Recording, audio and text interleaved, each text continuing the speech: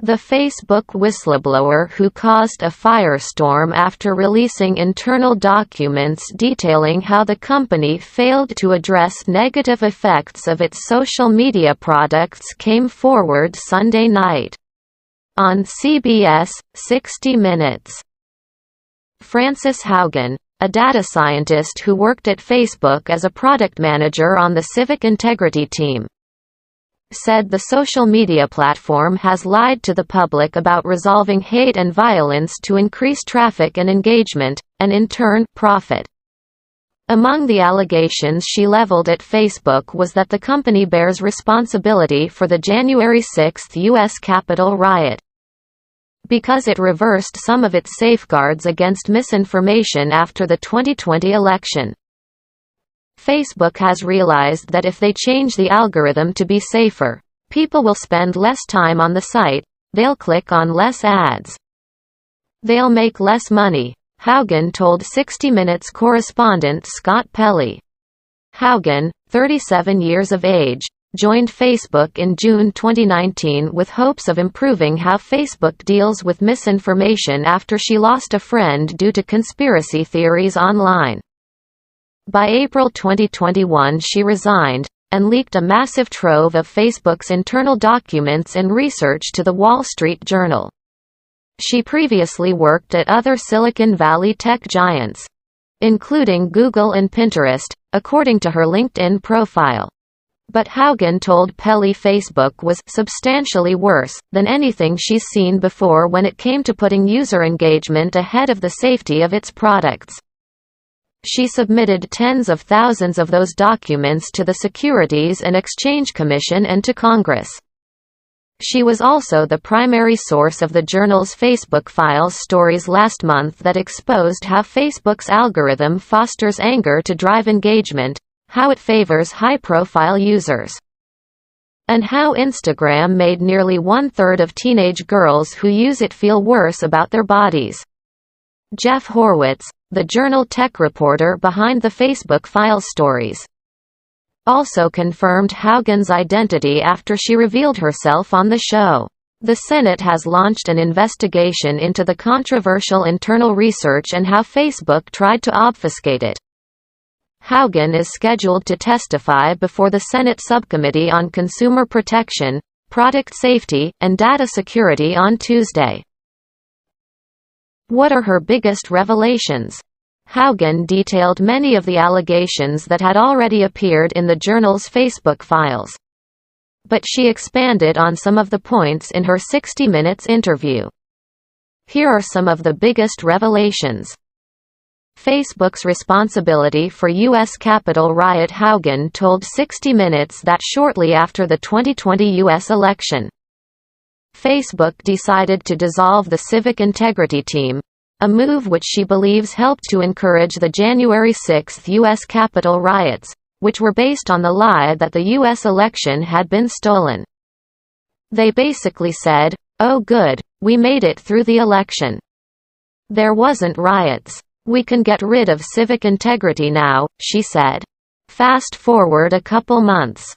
We got the insurrection. She added that she felt differently about the company after that, saying that she no longer trusted Facebook to invest in the safety of its community. Facebook beefed up safety systems to reduce misinformation in the run-up to the contest between President Donald Trump and Joe Biden. But Haugen said these systems were either downgraded or turned off after Biden won, in order to prioritize growth. That really feels like a betrayal of democracy to me, Haugen added.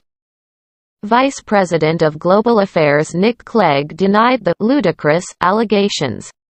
The responsibility for the violence on January 6, the insurrection that day, is squarely on the people who inflicted the violence and those who encouraged them, he told CNN's Brian Stelter.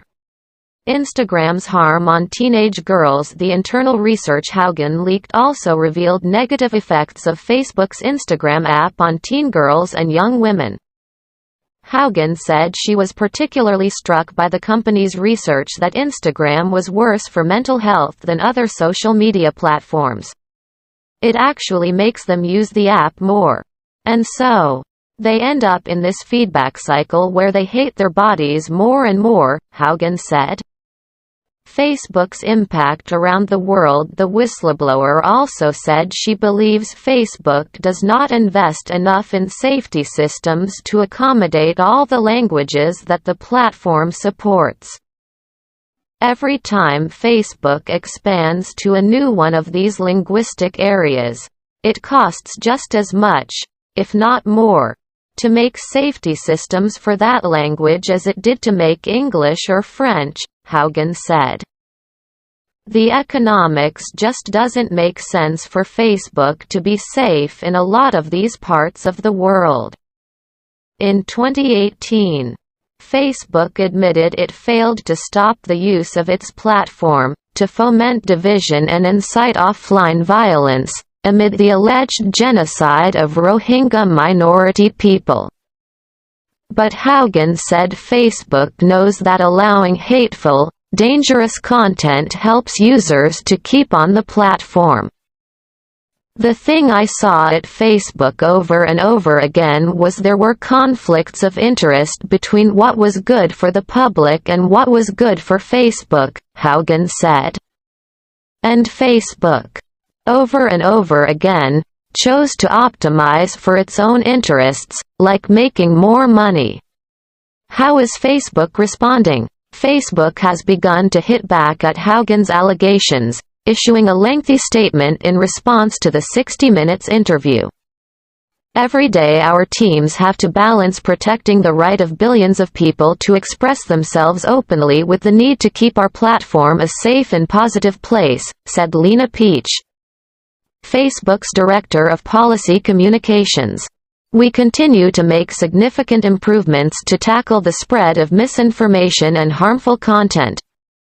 To suggest we encourage bad content and do nothing is just not true. Amid a spate of criticism about Instagram's effect on children's mental health and safety, Facebook announced on September 27 that it will put the development of its Instagram Kids app on hold.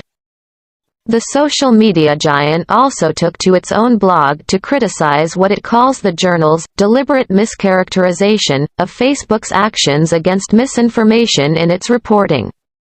Vice President of Global Affairs Nick Clegg criticized the paper for cherry-picking from the documents Haugen leaked. Facebook understands the significant responsibility that comes with operating a global platform, Clegg said. We take it seriously, and we don't shy away from scrutiny and criticism. But we fundamentally reject this mischaracterization of our work and impugning of the company's motives. What is Haugen trying to achieve? Haugen clarified that she has nothing against Facebook founder Mark Zuckerberg, adding that she knows he did not intend on creating a hateful platform. I have a lot of empathy for Mark, she told Pelly. But he has allowed choices to be made where the side effects of those choices are that hateful. Polarizing content gets more distribution and more reach. Shortly after the show aired, Haugen posted on her Twitter account that she believes we can do better.